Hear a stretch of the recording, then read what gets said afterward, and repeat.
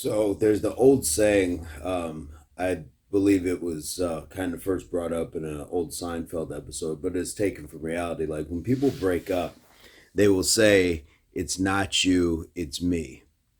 And in a lot of cases, more often than not, believe them. More often than not, it is them. Um, there's a lot of people that just seem to have not found their peace, that are not happy. And so what they do is they will manifest that into relationships, whether it's personal, professional, you name it. There's just places where they can't get out of their own way, and so ultimately their own behaviors will implode a relationship, and then they are forced to try to put it on the other person by saying, well, it's not you, it's me. But if you can't just speak to somebody honestly and just say, look, I don't enjoy what you are providing for me, or what I've allowed you to provide for me, tolerated, whatever.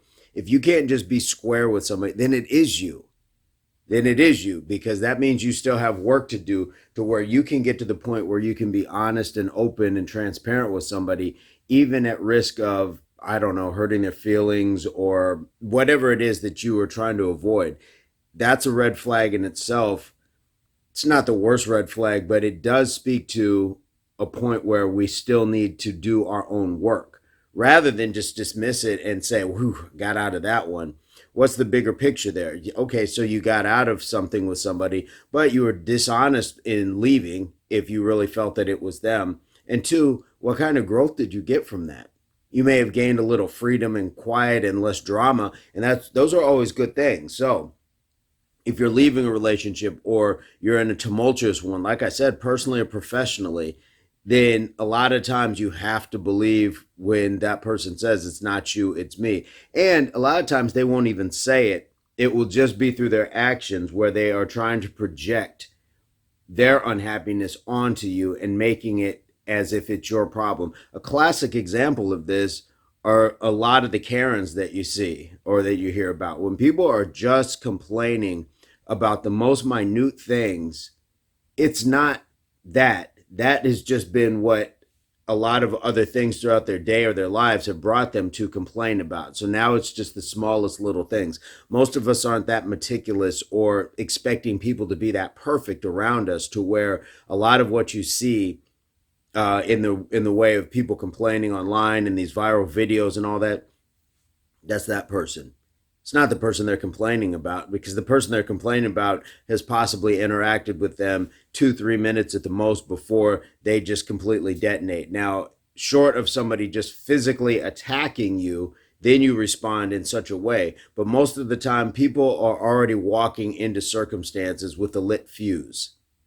And again, that can be walking to your job every day. That can be walking, whoever walks through your door at night. That can be your neighbor coming home. All of these places where you can have a relationship or an interaction with somebody, if they've already leaped to that point, or they are not willing to be as transparent as they need to be, then more often than not, I'm going to go with it being them.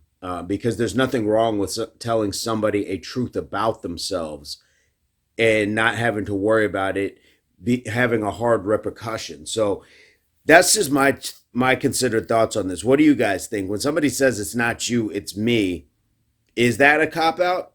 What do you think? Or should they be more upfront, more forthcoming, and say, look, I'm not happy in this? Because you're just going to fall back in. I feel like you're going to leave that and fall back in with somebody else, because until you can learn to be honest with the people you are facing, then you will take a lesser version of what they are willing to give you. So give me your thoughts, advice, comments, experience, ace up the sleeve. Am I just kind of, thinking too far out of the bubble, or am I dead on with this, or somewhere in the middle? What do you guys think? Let me know. Um, as always, I hope this finds everybody in pursuit of their total health of mind, body, and soul. And we'll see you on the next one. Peace, love, unity, solidarity.